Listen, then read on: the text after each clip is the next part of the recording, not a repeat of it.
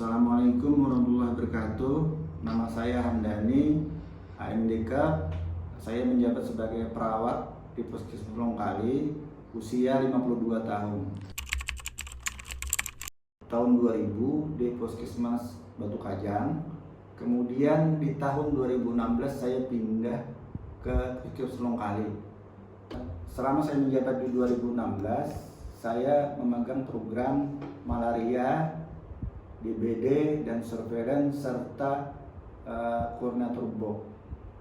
2016 saya memegang program malaria. Kemudian di tahun 2017 saya memegang surveillance DBD. Saya memegang surveillance dan rabies. Tahun 2016 saya memegang program malaria, surveillance dan DBD. Di tahun 2017 saya memegang program jiwa. Kemudian di tahun 2018 saya memegang program rabies. Penanganan kasus atau kejadian pernah saya lakukan di tahun 2017 terjadinya KLB demam berdarah dari wilayah Longkali, karena di sini terjadinya kasus ada yang meninggal. Kemudian di tahun 2020 terjadinya kasus KLB COVID-19. Kemudian di tahun 2021 saya ikut pelatihan 3C tim gerak cepat. Kemudian di tahun 2022 saya terjadi bencana banjir di wilayah Kelurahan Longkali, kemudian Binti Tuala, Desa Sebakung, kemudian Desa Moradang. Di tahun 2023 terjadinya peningkatan kasus HMD atau flu Singapura dan kasus demam berdarah. Di tahun 2024 terjadinya kasus peningkatan kasus demam berdarah. Di sini kami melakukan terjadinya melakukan lensek, melakukan rapat di OKM untuk membahas terjadinya demam berdarah. Kasus jiwa berat biasanya kita melakukan koordinasi lensek dan pihak terkait.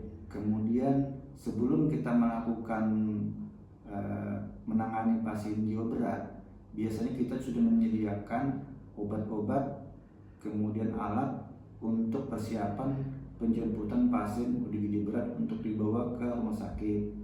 Kemudian pada penanganan kasus jiwa ringan, biasanya kami hanya melakukan kunjungan ke rumah rutin setiap tahun, itu minimal 2 kali untuk memantau pengobatan dan perilaku pasien jiwa tersebut.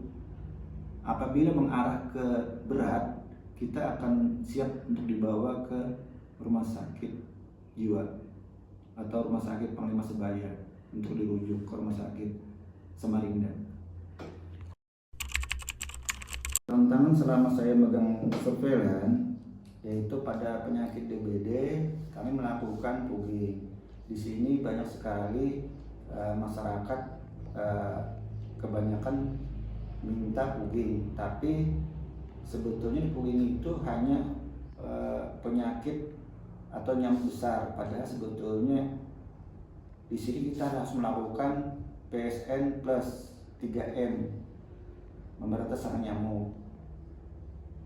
Jadi pugging di sini masyarakat sebetulnya kalau standarnya itu biasanya kita di dalam rumah, tapi masyarakat kebanyakan minta di luar rumah. Kemudian selain itu masyarakat juga banyak berobat di klinik sehingga tidak terdata penyakit demam berdarah.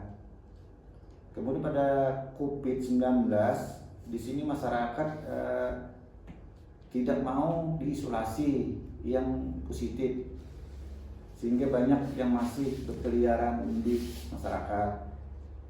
Biasanya pasien juga tidak mau diperiksa PCR karena itu alasan sakit. Kemudian pasien tidak mau berobat ke pelayanan kesehatan karena merasa malu bahwa dia terkena COVID-19. Pada pasien jiwa biasanya pihak keluarga, apabila ada keluarga jiwa, keluarga merasa malu terhadap masyarakat sehingga tidak dibawa untuk berobat. Kemudian tidak ada identitas pasien. Jadi dari awal sampai dia dewasa, identitas tidak dibuatkan oleh keluarga.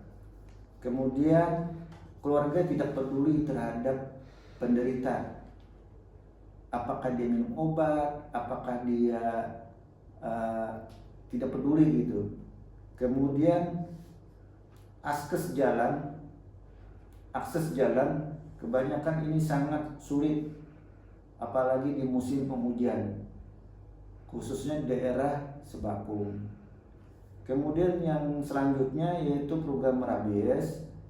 Kendalanya itu pasien terbatas informasi tentang vaksin rabies. Kemudian kurangnya informasi masyarakat tentang penyakit rabies. Selama ini saya memegang program, saya merasa kebahagiaan dan kepuasan terhadap pekerjaan saya adalah di saat pasien dapat ditangani dan diobati secara sembuh. Kemudian jumlah kasus yang menurun. Selanjutnya harapan dan doa saya adalah pekerjaan ini menjadi ibadah bagi saya. Demikian kisah saya, semoga bermanfaat. Terima kasih. Salam sehat.